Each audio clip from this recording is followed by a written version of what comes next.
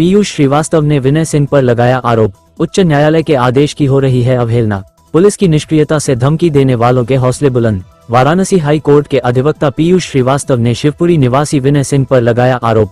Police आयुक्त को प्रार्थना पर देने के बाद उन्होंने बताया कि उच्च न्यायालय के आदेश को ताक पर रख दिया, जबकि कानून सबके लिए बराबर है। आज कानून के रखवाले ही न्याय दिलाने वाले अधिवक्ता को कटघरे में लाकर खड़ा कर दिया है। अब अधिवक्ता जाए तो जाए कहां।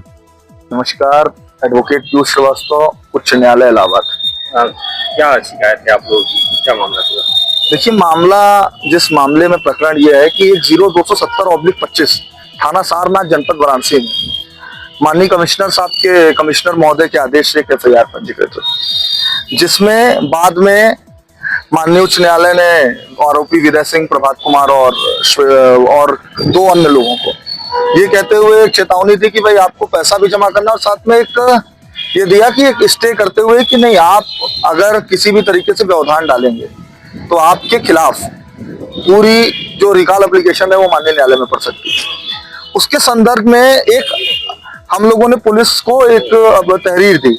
तहरीर में लिखा कि हमारे साथ लगभग हमारे 10 एम्प्लॉई और एक सुनील कुमार सिंह दिल्ली के, उनके साथ 51 लाख का फ्रॉड, और हमारे लगभग 10 लोग, जिसमें अखिलेश गिरी, सौरभ झा, शेर बहादुर सिंह, नीरज जी, रजत जी, गोपाल किशोर, नेहा किशोर, योगेश कुमार, अन्य के साथ लगभग 25 से 30 लाख रुपए की फ्रॉड हुआ, सैलरी और इन्वेस्टमेंट के नाम पर।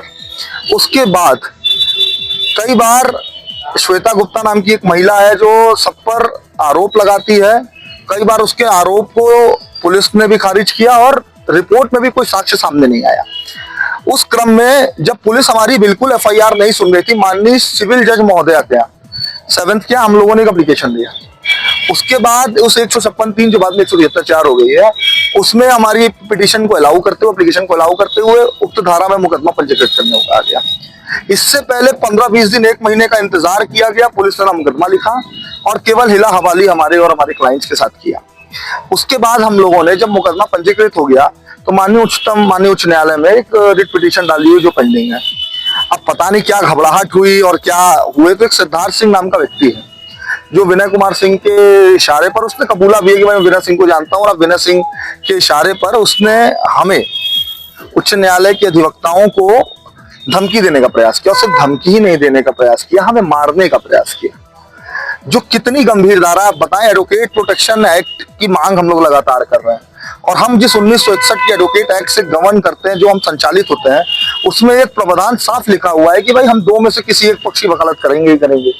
आप अधिवक्ता होने के नाते हम लोगों का एक दायित्व और एक जिम्मेदारी अपने क्लाइंट के प्रति जवाबदेही होती है कि हम उनकी वकालत करें और निष्पक्ष रूप से वकालत करें।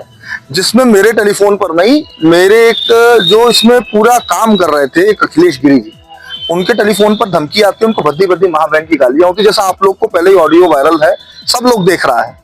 उसके बाद बड़े दुख के साथ मुझे कहना पड़ रहा है, मुझे कहने में कोई गुरेज नहीं है कि इस ऑडियो वायरल होने के दो दिन बाद हम लोगों ने आपस में चर्चा किया कि भाई कल को एक हमारा योगेश कुमार लड़का है, वो तो डर के मारे बेचारा बैठा हुआ है, और 2-3 लोग अपने परिवार के साथ यहाँ पर पूरा सब लोग आए हुए थे। आने के बाद हमें मारने की और मुकदमा वापस लेने की धमकी। सबसे देखिए ये चीज है कि अगर अब तुम नहीं करोगे तो तुम्हारे परिवार को अच्छा नहीं होगा, तुम्हें जान से मार दिया जाएगा, तुम्हारी हत्या करा दी जाएगी और तुम्हें देख लिया जाएगा। तो हम लोग के तो भाई बॉस माननीय चीफ जस्टिस महोदय होते हैं, हमारे उच्च न्यायालय के कुछ अधिवक्ता जो उनका मेंशन भी, और उसके बाद मेंशन करके उसके बाद फिर यहाँ के लोकल अधिवक्ताओं को मैं धन्यवाद देना चाहूंगा कि लोकल अधिवक्ताओं के द्वारा लगातार हम लोगों को एक जो प्रयास मिला और जो एक तरीके से हम लोग को सहानुभूति और जो ताकत मिली, सारे लोग हम लोग कमिश्नर साहब के यहाँ गए। कमिश्नर क्या हम लोगों ने एप्लीकेशन दिया, उच्च न्यायालय से भी लोग आए, सभी लोगों ने इस बात को किया। और मैं धन्यवाद दूंगा अपने बार काउंसिल ऑफ इंडिया के सदस्य और मेंबर का कि बढ़ चढ़ करके बार के लोगों ने इसमें सहयोग किया, और सब लोगों ने एक सुर में मेरे पक्ष में ये कहा कि भाई ऑडियो वायरल है, पुलिस को FIR करनी चाहिए। पुलिस को इतना दबाव बार के बनाने के बाद फिर पुलिस ने FIR दर्ज की। अब आपको मैं ट्विस्ट बताता हूं कि मामला खराब क्या है, कि जिस धारा में FIR पंजीकृत होनी चाहिए थी, जैसे माननीय न्यायालय का था कि उक्त धाराओं में पंजीकृत FIR करें, एक 0270 में आप 409, 419, 420 लगाते हो, 409 भी लगाते हो। हमारी FIR में आप ऐसा कुछ नहीं करते हो। क्यों संरक्षण दे रही है पुलिस, मुझे समझ में नहीं आ रहा, जबकि मामला दोनों का एक ही व्यक्ति द्वारा, एक ही आरोपी द्वारा ये काम किया जा रहा है। और उसके बाद हमें गाली गलौज होना, अधिवक्ताओं को ये होना, ये मामला माननीय न्यायालय तक भी गया। इसमें ऑलरेडी क्रिमिनल रिट पिटीशन है और हम लोग सुप्रीम कोर्ट की तैयारी कर रहे हैं। सुप्रीम कोर्ट में हम लोग वेकेशन के बाद जाएंगे और उनको पहले तो ये चेतावनी भी है और इस तरीके का कृत्य बिल्कुल बर्दाश्त योग्य नहीं है। कितने लोग पीड़ित है इसमें? भैया लगभग मैं आपको बता दूं कि महोदय इसमें कम से कम जो हम लोगों के संज्ञान में है 11 तो मेरे साथ हैं, 4 लोगों ने और किया हुआ है। मतलब मुझे लगता है सैकड़ों हजारों की संख्या में, क्योंकि जब एक लगभग 200-300 करोड़ तो सामने, और ये बहुत बड़ा अमाउंट है। हजारों करोड़, 100 करोड़, अब कितना है ये तो आरबीआई का डिटेल हम लोगों के पास, जो हम लोगों ने आरबीआई को लिखित शिकायत दी है, मेरे पास साक्षात प्रमाण है कि लगभग कम से कम आरबीआई के नाक के नीचे उसका प्रतिष्ठित पत्र यूज करते, इस्तेमाल करते हुए लोगों ने इसमें गबन किया है और आरबीआई के नाम पे ठगी हुई है। मैं आरोप लगा रहा हूँ आरबीआई के नाम पे ठगी हुई है। मेरा नाम अंकुर जायसवाल है। अंकुर, क्या हुआ है तुम्हारे साथ, क्या फ्रॉड हुआ?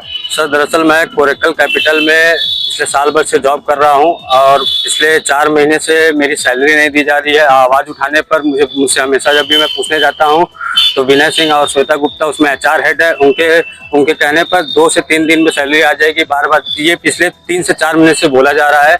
और उसके बाद जब मैं आवाज उठाया तो आवाज उठाने के बाद मुझे बोला गया कि तुमको जान से मार देंगे, हमको धमकी दी गई। उसके बाद विनय सिंह के द्वारा जो है कि कुछ भी कार्रवाई नहीं की जा रही है। वो बोल रहे हैं कि बार बार जब भी हम पूछने जाते हैं सैलरी के लिए तो बोला जाता है कि 2 से 3 दिन में आ जाएगी, लेकिन अभी तक कोई भी निष्पक्ष जांच नहीं हुआ है। सर 4 महीने की सैलरी है, टोटल 1 लाख के आसपास है। कितने दिन से काम कर रहे थे? मैं पिछले साल भर से वहाँ काम कर रहा हूँ सर। क्या देखे तुम वहाँ पे, क्या फ्रॉड होता है वहाँ?